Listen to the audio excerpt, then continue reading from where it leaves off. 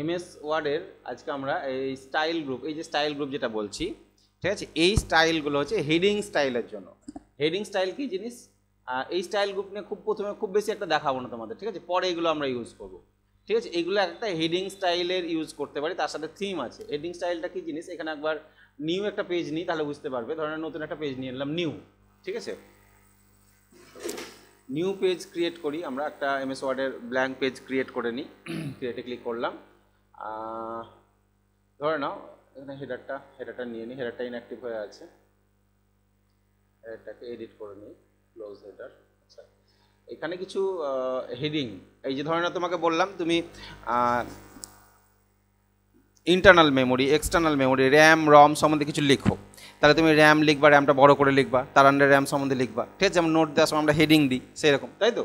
তাহলে এইখানে হেডিং নেওয়ার জন্য তুমি এইগুলো ইউজ করতে পারো। নর্মালি তোমাকে এখানে যদি লিখতে যাও তো সাধারণ লেখা হবে, দেখো এমনি সিম্পল লেখা হচ্ছে, যে স্টাইলে আছে তোমাকে আবার স্টাইল সিলেক্ট করতে হবে, হেডিং চেঞ্জ করতে হবে, এখান থেকে স্টাইল বড় করতে হবে, চেঞ্জ করতে হবে, অনেক কিছু করতে হবে।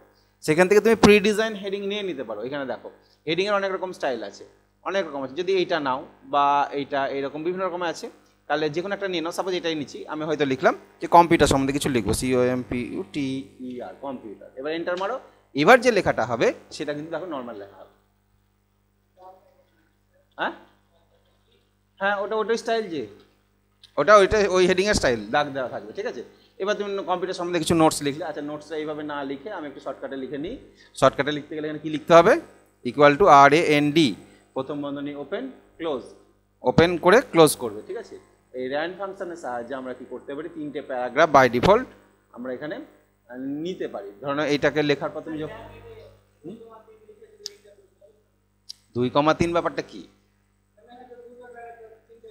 হ্যাঁ ঠিক ওইটা, ঠিক আছে ওটা।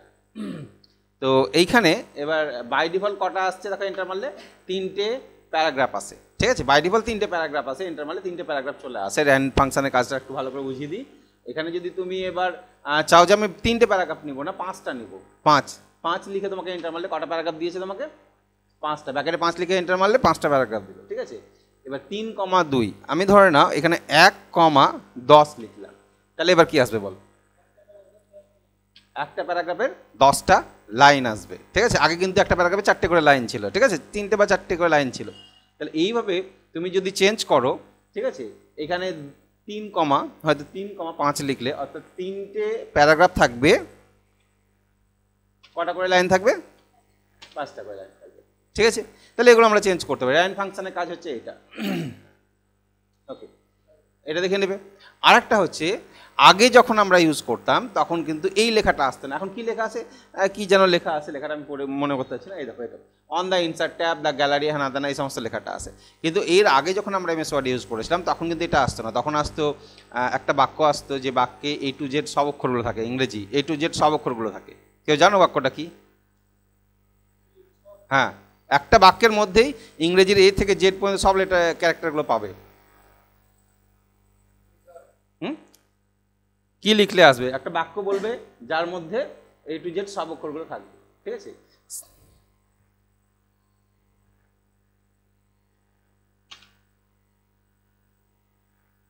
old.ran না ran.old কি থাকে দেখি, একটা আছে দেখি, ran.old না old.ran, কিছু একটা আছে, না বলেছি ran.old, old, ঠিক আছে। The quick brown Fox jumps over the lazy dog, এই যে বাক্যটা, এই বাক্যটার মধ্যে দেখো ইংরেজি A থেকে Z পর্যন্ত সব অক্ষরগুলোই আছে। বলো ABCD করে কোন কোন অক্ষরটা নাই, বলো ABCDDEF G, হ্যাঁ হ্যাঁ H আছে, আছে H, হ্যাঁ I J K কোথায় আছে, হ্যাঁ L, হ্যাঁ M N O P Q R S S T U U V V W X Y Z, ঠিক আছে, ওয়াই জেড। তাহলে এ টু জেড সব এই বাক্যটা যদি মনে রাখো এবং এটা যদি লেখা প্র্যাকটিস করো তাহলে কিবোর্ডে সব লেখাগুলো তোমার আঙুলে চলে আসবে, ঠিক আছে, কিন্তু যে আঙুলে যেটা লেখা সেটা লিখতে হবে, ঠিক আছে। এইটা তো এইটা আমরা ওল্ড ফাংশন দিয়েও নিয়ে আসতে পারি, সেটা হচ্ছে কি লিখতে হবে, র্যান ডট ওল্ড, ঠিক আছে। নর্মালি আমরা র্যান দিয়ে নিয়ে চলে আসি, র্যান ফাংশনটাকে ইউজ করি এখানে, ঠিক আছে, এটা ওল্ডের মধ্যে এটা থাকে, তাহলে র্যান ফাংশন ইউজ করে এটা আমরা ইউজ করতে পারি। তাহলে এই যে কম্পিউটার লিখলাম তার হেডিংটা এরকম দিলাম, নর্মাল লেখাটা এরকম হলো, ঠিক আছে। এবার দেখো আমি এখান থেকে অন্য একটা হেডিং নিলাম, এবার আমি এই হেডিংটা নিচ্ছি, এই সাপোজ ধরে নাও এই হেডিংটা নিলাম, এবার আমি এখানে র্যাম সম্বন্ধে লিখবো, আর র্যাম সম্বন্ধে লিখছি, দেখো র্যামের লেখার স্টাইলটা আলাদা, এবার র্যাম সম্বন্ধে তুমি এটা লিখলে, র্যাম সম্বন্ধে এটা লিখে রাখলাম, টাইপ করে লিখলে, এটা আমি যেমন কপি করে পেস্ট করলাম, ঠিক আছে, তুমি টাইপ করে পেস্ট করলে, তাহলে র্যামের হেডিংটা চেঞ্জ হয়ে গেল। র্যামের পর হয়তো তুমি আবার হেডিং 1টা নিলে, দিয়ে হয়তো রম সম্বন্ধে লিখবে, আর ও এম রম, তাহলে এখানে পেস্ট করলাম, রম সম্বন্ধে এখানে লিখলাম। তাহলে এইভাবে হেডিংগুলো নেওয়ার জন্য যদি স্টাইল নিতে চাও তাহলে এখান থেকে হেডিং স্টাইলগুলো তুমি নিতে পারবে। শুধু তাই নয়, নেওয়ার পরেও তুমি এখান থেকে সিলেক্ট করে পরবর্তীতে মনে হচ্ছে এটা ভালো লাগছে না, এটা নিলে মনে ভালো হতো বা এটা নিলে ভালো হতো, সেটা আমরা সিলেক্ট করে চেঞ্জ করতে পারি, ঠিক আছে। দেখো এরকম চেঞ্জ করলে এরকম হয়েছে, এটা চেঞ্জ করলে বা এটা চেঞ্জ করলে এরকম বা এরকম বা এরকম এরকম চেঞ্জ করতে পারি আমরা। তাহলে এটা হচ্ছে হেডিং, ঠিক আছে। তাহলে হেডিংয়ের জন্য এটাকে নেওয়া। তুমি যদি এই স্টাইলটা নিয়ে সবই এরকম লিখতে লেখো তাহলে সব লেখাগুলো বড় বড় চলে আসবে, কিন্তু সেটা হবে না, এন্টার মারার পরে তোমার নতুন এটা আসবে, বোঝা গেল। হেডিং নিয়ে লেখার পর হেডিংটাতে ছোট হবে, লেখার পর তারপর এন্টার মারবো, নর্মাল লেখাতে আসবে, আমার নর্মাল স্টাইলে আসবে, ঠিক আছে। এটা হেডিং স্টাইল। তারপরে হেডিংয়ের বিভিন্ন রকমের ডিজাইন স্টাইল এগুলো আমরা চেঞ্জ করতে পারবো পরবর্তীতে। দেখো হেডিংয়ের স্টাইল আছে, এই যে হেডিংটা নিয়েছো এই হেডিংটা নিয়েছিলাম, এবার এখানে চেঞ্জ স্টাইল লেখা আছে। তুমি যদি পরবর্তীতে মনে করো যে হেডিংয়ের স্টাইল চেঞ্জ করবো, তাহলে এইটা যদি করো তাহলে দেখো ওই দিকে লেখাটা চলে যাচ্ছে, ডান দিকে চলে গেলো, এটা এইরকম আছে, এটা এইরকম আছে, এটা এইরকম আছে, এরকম বিভিন্ন রকমের হেডিংয়ের ডিজাইন আছে, তার সঙ্গে থিমটাও আছে। থিম বলতে এইটার নর্মাল লেখার ফন্টটাও চেঞ্জ হয়ে যাবে, দেখো নর্মাল লেখার ফন্টটাও চেঞ্জ হয়ে যাচ্ছে। তাহলে এইগুলো আমরা ইচ্ছা করলে পরবর্তীতে চেঞ্জ করতে পারি, ঠিক আছে। হেডিংয়ের স্টাইল আছে, তার কালার আছে, এখান থেকে কালার, বর্ডার কালার, দাগের কালার অনেক রকম চেঞ্জ করা যাবে। ফন্ট মানে লেখার যে উপরে যে ফন্টটা দেখতে পাচ্ছি এইসব ফন্টগুলো চেঞ্জ করতে পারবো আমরা। তাহলে এই জিনিসগুলো হেডিংয়ে যা যা আছে সব এখান থেকে আমরা চেঞ্জ করতে পারবো, প্রয়োজনে আমরা এটা ইউজ করতে পারবো। কোনো ডকুমেন্টেশন তৈরি করছো, একটা তোমাকে নোটস তৈরি করতে দিয়েছে, তুমি প্রজেক্ট লিখছো, কিছু একটা লিখছো, ঠিক আছে, তখন এগুলো ডিজাইন করে করতে হয় MS ওয়ার্ড। ওকে, নেক্সট আসছি আমরা ফাইন্ড। ফাইন্ড মানে কি? খোঁজা। এবার কি খুঁজবো, কি খোঁজা যাবে? যা খুঁজবো। দেখো ফাইন্ডের কাজ কি বলছে, ফাইন্ডের শর্টকাট কি হচ্ছে, Ctrl+F, Ctrl+F, অর্থাৎ কিবোর্ডে Ctrl টিপে F টিপলে ফাইন্ড অপশানটা ডাইরেক্টলি চলে আসে, অর্থাৎ ক্লিক করার প্রয়োজন পড়ে না, ডাইরেক্টলি আমরা ফাইন্ড করে চলে আসতে পারি। যেমন এই যে পেজটা MS ওয়ার্ডের যে ডকুমেন্টেশনটা দেখতে পাচ্ছ তোমাদের এখানে 202টা পাতা আছে, 202টা পাতা আছে। হ্যাঁ, এবার এর মধ্যে থেকে যে কোনো শব্দকে যদি খুঁজতে চাও, এই যে 202টা পাতা আছে, ছোটো করেই সাইজ ছোটো করে দেখো, এবার এত বড় জিনিস এর মধ্যে থেকে কোনো একটা শব্দকে তুমি খুঁজে বার করবে, তাহলে সেই খুঁজে বার করার জন্য তোমাকে বলা হলো যে এর মধ্যে থেকে লুপ বলে একটা কথা আছে, এই ডকুমেন্টে লুপ কথাটা কোথায় আছে খুঁজে বার করো, LOOP, লুপ। তাহলে তো খুঁজতে হবে, তাই না? তোমাকে বই দিয়ে দিলাম একটা, দিয়ে বললাম বইয়ে এই শব্দটা আছে, খুঁজে বার করে এনে দিও আমাকে কোথায় আছে। তাহলে বইয়ের কী করবে, তুমি প্রথম থেকে শেষ পর্যন্ত তোমাকে খুঁজতে হবে, না খুঁজলে তো পাবে না। বইয়ে তার ফাইন্ড মারা যাবে না, ফাইন্ড মারা যাবে কি না। আর এখানে কী করবো আমরা, ফাইন্ডে ক্লিক করব, দিয়ে ফাইন্ড হোয়াট, কী খুঁজতে আছে, শব্দটার নাম কি, শব্দটার নাম দিলাম LOOP, লুপ।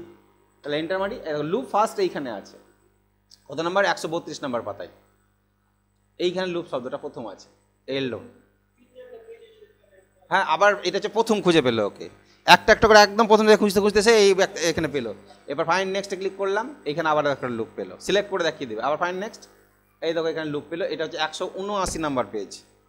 আর আছে এইখানে একটা আছে, এখানে একটা আছে, এইখানে একটা আছে, এটা হচ্ছে 179 নাম্বার পেজে আছে। নেক্সট, এখানে একটা, নেক্সট 180 নাম্বার পেজেও আছে, নেক্সট, আর নেই, ঠিক আছে। তাহলে ফাইন্ডের সাহায্যে যে কোনো শব্দকে খুব তাড়াতাড়ি খুঁজে বার করা যায় ডকুমেন্ট থেকে। আমরা ফাইন্ড ইউজ করি, অনেক জায়গাতে ইউজ করি, মোবাইলেও ইউজ করেছো ফাইন্ড তোমরা হয়তো, ঠিক আছে। তাহলে ফাইন্ডের কাজ কি? ফাইন্ডের সাহায্যে আমরা কি করতে পারি, ডকুমেন্টের ভিতর থেকে কোনো একটা শব্দকে খুব তাড়াতাড়ি খুব সহজে আমরা খুঁজে বার করতে পারি। এই যে this option is use to find any word from the document quickly, ঠিক আছে। যে কোনো শব্দ কী করবে, ফাইন্ড অপশানে ক্লিক করবে, write the name of the word, সেই শব্দটার নামটা লিখবে, তারপরে ক্লিক ফাইন্ড নেক্সট, ওখানে ক্লিক করলে তোমার খুঁজে বার করবে। ওকে, তাহলে এইটা হচ্ছে ফাইন্ড। ফাইন্ডের ড্রপডাউনে আরও ক্লিক করলে এখানে একটা গো টু বলে অপশান আছে, ঠিক আছে। গো টুটা দেখাচ্ছি আমি, তার আগে আমরা রিপ্লেস, ফাইন্ডের নিচে কী অপশান পাচ্ছি আমরা, রিপ্লেস। দেখো রিপ্লেস, রিপ্লেস মানে কি, রিপ্লেস করা মানে কি, তুমি একটা মাল অর্ডার করেছো, মালটা প্রোডাক্টটা অনলাইনে অর্ডার করেছো, প্রোডাক্টটা ভালো না, তুমি ওটাকে রিপ্লেস করবে, তার মানে কি হবে, ওর ফেরত দেওয়া না, রিপ্লেস মানে হচ্ছে ওর পরিবর্তে আর একটা মাল দিবে তোমাকে, রিটার্ন আলাদা, রিপ্লেস আলাদা, তাই না। রিপ্লেস মানে ওর পরিবর্তে অন্য একটা কিছু তোমাকে, অন্য যেটা করবা সেটা দিবা, রিটার্ন করে দেওয়া মানে ব্যাক করে দেওয়া, ঠিক আছে, ওটা আলাদা। তা রিপ্লেস হচ্ছে use to change any word with another word. কোনো একটা শব্দ তুমি ডকুমেন্টে লিখেছো, সেই শব্দের পরিবর্তে অন্য শব্দকে যদি বসাতে চাও তখন তুমি রিপ্লেসটাকে ইউজ করো, ঠিক আছে। কোনো কিছু লেখা আছে এই ডকুমেন্টে, ধরে নাও কিছু লেখা আছে, কন্ট্রোলে ডিলিট করে দিলাম আমি কিছু লিখলাম নতুন করে, হয়তো লিখলাম দিস ইজ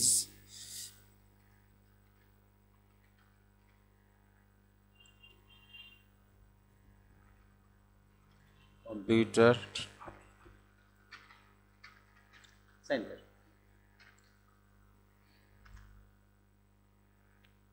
একটু বড় করি, কন্ট্রোল সি কপি করলাম, paste paste paste paste paste paste, এরকম অনেকগুলো লিখেছি, ঠিক আছে।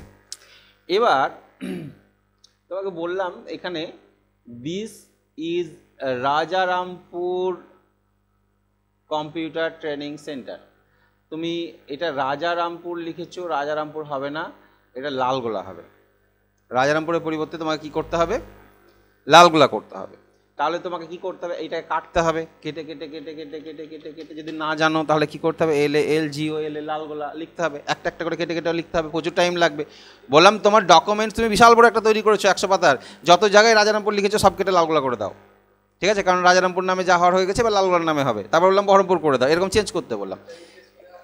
হ্যাঁ, তাহলে তুমি কি করবে, তাহলে এই যে এই সমস্ত ক্ষেত্রে তুমি তখন রিপ্লেস অপশানে যাবে। রিপ্লেসের শর্টকাট কিটা মনে রাখো, পরীক্ষায় পড়ে, সেটা হচ্ছে Ctrl+H। হ্যাঁ, মানে এটা যেমন ফাইন্ডের এফ দিয়ে হচ্ছে, রিপ্লেসের ক্ষেত্রে এইচ কোথাও নেই বানানে, অথচ Ctrl+H দেওয়া আছে, ঠিক আছে। ওকে, এইগুলোই পরীক্ষাতে ম্যাক্সিমাম পড়ে, যেগুলো একটু অড টাইপের, ঠিক আছে, মানে মনে আছে কিনা, তুমি কাজ করো কিনা। গো টু যেমন Ctrl+G, ঠিক আছে। ওকে, তাহলে Ctrl+H। তাহলে আমি কি করব, রিপ্লেসটা দেখে নিই কীভাবে করতে হয়, কোনো একটা শব্দের পরিবর্তে অন্য একটা শব্দকে বসাবে কীভাবে। রিপ্লেস অপশানে ক্লিক করবে, তাহলে ফাইন্ড আগে, এবার বলো এখানে রাজারামপুরের জায়গায় লালগোলা বসবে, দুটো ঘর তোমাকে দিয়েছে, একটা ফাইন্ড হট, একটা রিপ্লেস উইথ। কোন ঘরে কি বসবে, ফাইন্ড হতে রাজারামপুর, মানে রাজারামপুর কাকে খুঁজবে তার জায়গাতে লালগোলাকে বসাবে, ঠিক আছে। কার জায়গায় কাকে বসাবে সেটা তো বলতে হবে। তাহলে এখানে রাজারামপুর এবং এর জায়গায় বসবে LALGOLA লালগোলা। এবার এখানে নিচের বাটনগুলো দেখো, এখানে লেখা আছে রিপ্লেস অল আর ফাইন্ড নেক্সট, মানে খোঁজার জন্য। তোমার খোঁজার দরকার নাই, আমি কি করব, রিপ্লেস করব না রিপ্লেস অল করব, রিপ্লেস অল করলে অ্যাট এ টাইম সবগুলো রিপ্লেস করে নেবে। আর শুধু রিপ্লেস যদি করো তাহলে কি হবে, একটা একটা করে রিপ্লেস করতে পারবা। তোমার যদি মনে হয় একটা লালগোলা রাখবো, একটা রাজারামপুর করবো, একটা লালগোলা, তাহলে একটা একটা করে করতে হবে 1 by 1। তাহলে রিপ্লেস অল, তাহলে ওকে, এবার ক্লোজ করে দাও। দেখো this is Lalgola computer training centre, at a time complete. তাহলে কতক্ষণ লাগলো তোমার রিপ্লেস করতে, বেশিক্ষণ লাগলো না। বানান ভুলের ক্ষেত্রে আমরা দেখি যে অনেক সময় প্রত্যেকটা ডকুমেন্টে আমি একই বানান বারবার ভুল করেছি, এই বানানটাই, সেক্ষেত্রে আমি এটাকে ঠিক করে নিতে পারি, ওই ভুল বানানটার জায়গায় সঠিক বানানটাকে বসিয়ে দিয়ে রিপ্লেস করে নিতে পারি, ঠিক আছে। এগুলো ঠিক করা যায়। যেমন লালগোলা বলেছি, তো এটা অ্যাকচুয়ালি লালগোলা ইউথ হতো, কী করবো বলো, Lalgola youth computer training centre হবে। তুমি লালগোলা কম্পিউটার ট্রেনিং সেন্টার লিখেছো, তাহলে কী করবে, রিপ্লেসে যাব, দিয়ে ফাইন্ড হটে কী লিখবো, ফাইন্ড হটে লিখবো লালগোলা, মানে এটাকে ফাইন্ড হটের ঘরে লিখবো, তাই না। তাহলে এটাকে আমি ফাইন্ড হটের ঘরে এটাকে কাট করে নিলাম, Ctrl+X, এখানে বসিয়ে দিলাম Ctrl+V। এবার এই রিপ্লেসের ওইতে কী লিখবো, লালগোলা স্পেস দিয়ে YOUTH, ঠিক আছে। লালগোলা যেখানে আছে তার জায়গায় পরিবর্তন হয়ে লালগোলা ইউথ কথাটা বসবে, বোঝা গেল। একসাথে replace all, okay okay close. তাহলে দেখো দিস ইজ লালগুলা ইউথ কম্পিউটার ট্রেনিং সেন্টার। ঠিক আছে, এইভাবে কোনো জিনিসের পরিবর্তে আমরা এগুলোকে চেঞ্জ করতে পারবো। ক্লিয়ার? তাহলে রিপ্লেসের কাজটা বোঝা গেল। ঠিক আছে, রিপ্লেসের পরে একটা অপশান আছে কি গো টু, এইটা হচ্ছে গো টু এখানে থাকে। গো টু মানে হচ্ছে কোথায় যেতে চাইছো তুমি, তোমার ডকুমেন্ট অনেক বড়, তুমি কোথায় যেতে চাইছো, তোমার এখানে একটা এত মোটা একটা বই দিয়েছি, ডাইরেক্টলি বললাম 203 নম্বর পেজে, আমরা 203 নম্বর পেজে যাও, তাহলে 203 নম্বর পেজে উল্টাতে হবে, উল্টে যেতে হবে, তাই না? তাহলে এখান থেকে আমরা এই ডকুমেন্টসটায় আসি, এই আমাদের সিআইটি নোটসটাতে এখানে 202টা পাতা আছে। এখন আমি কত নাম্বার পেজে আছি? 69 নাম্বার পেজে আছি। আমি বললাম 3 নাম্বার পেজে যাও, পেজ নাম্বার 3। তুমি এইভাবে স্ক্রলিং করতে করতে তো অনেক টাইম লাগবে, তাই না? তাহলে পেজ নাম্বার 3তে কী করে যাব? ডাইরেক্টলি আমরা গো টুতে ক্লিক করবো, Ctrl+G,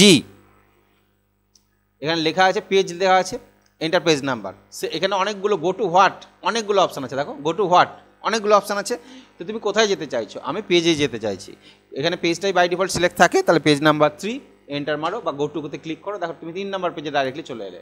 কত নাম্বার পেজে চলে এলে? 3 নাম্বার পেজে। এটা ফলো করো, 3 নাম্বার পেজ। তাহলে গো টু হোয়াট, আমি 69-এ যেতে চাইছি, এন্টার মারলাম, 69 আবার ডাইরেক্টলি চলে এলাম। কত নাম্বার পেজ? পেজ ছাড়াও এখানে আরও অনেক কিছু আছে, দেখো সেকশন আছে, লাইন আছে, বুকমার্ক আছে, কমেন্ট আছে, ফুটনোট আছে, এন্ড নোট আছে, হ্যাঁ ফিল্ড আছে, টেবিল আছে, গ্রাফিক আছে, ইকুয়েশন আছে, অবজেক্ট আছে, হেডিং আছে। তো এরকম এত কিছু জিনিস আছে। তো এই জিনিসগুলো কি তাহলে? অর্থাৎ তুমি কত নাম্বার, যদি সেকশনটা পরে বুঝতে পারবে, যখন আমরা সেকশন নিয়ে কাজ করব, বুকমার্ক নিয়ে কাজ করব, কমেন্ট নিয়ে কাজ করব, ফুটনোট নিয়ে কাজ করব, তখন তুমি ফুটনোটের আইডিয়াটা আসবে। তার আগে তো আসছে না। তাই তুমি যে সবই পারবে ইউজ করতে। আগে আমরা পেজ লাইনটা বুঝে নিই, ওগুলো যখন শিখে যাব তখন ওগুলো ইউজ করতে পারবো এখানে। ঠিক আছে, কোন ফুটনোটে যেতে চাইছি, কোন বুকমার্কে যেতে চাইছি, সেগুলো আমরা ইউজ করতে পারবো। তাহলে আমি এখানে লাইন যদি বলি, তোমার পেজে তো অনেক লাইন লেখা থাকে, তাই না? এইখানেই যদি আসি, এখানে দেখো আমি বললাম লাইন নাম্বার 5-এ যাবা, 5 দিয়ে গো টু বললাম। তাতে কি হলো, এখানে এই যে কারসারটা দেখছো না, এখানে চলে এসছে, ক্লোজ করো। এই যে কারসারটা যেখানে ব্লিঙ্ক করছে সেটা কিন্তু 5 নাম্বার লাইনে দাঁড়িয়ে আছে, দেখো 1 2 3 4 5। তাহলে কত নাম্বার লাইনে যেতে চাইছি সেটাও আমরা করতে পারবো। তাহলে গো টুতে গিয়ে ওটা কী করতে হবে? আমাদেরকে চেঞ্জ করতে হবে। তুমি যদি ডাইরেক্টলি ফাইন্ডে ক্লিক করে দাও, এটা আমরা ফাইন্ড ক্লিক করে দিই, এটা আসে, তাহলে আমাকে এখানে গিয়ে অপশানে ক্লিক করতে হচ্ছে দরকার নেই। এখানে 3টে জিনিসই আছে, দেখো ফাইন্ড আছে প্রথমে, পরেরটাতে রিপ্লেস আছে, পরেরটাতে কি আছে? গো টু আছে। 3টে ট্যাব পরপর সেট করা আছে, ফাইন্ড, রিপ্লেস, গো টু। তুমি এখান থেকেও সব কিছু করতে পারো। ঠিক আছে, find, replace, go to. Okay, shortcut use করতে পারো, যখন যেটা মনে হবে। পেজ করে দাও, তাহলে কত নাম্বার পেজে যেতে চাইছো এটাই করতে হবে। ঠিক আছে, ক্যান্সেল। তাহলে আমাদের হোম ট্যাবের যে অপশানগুলো আজকে যেটা আমরা করলাম, সেটা হচ্ছে তোমার দেখলাম স্টাইল গ্রুপের অপশানগুলো, find, replace and go to. ঠিক আছে।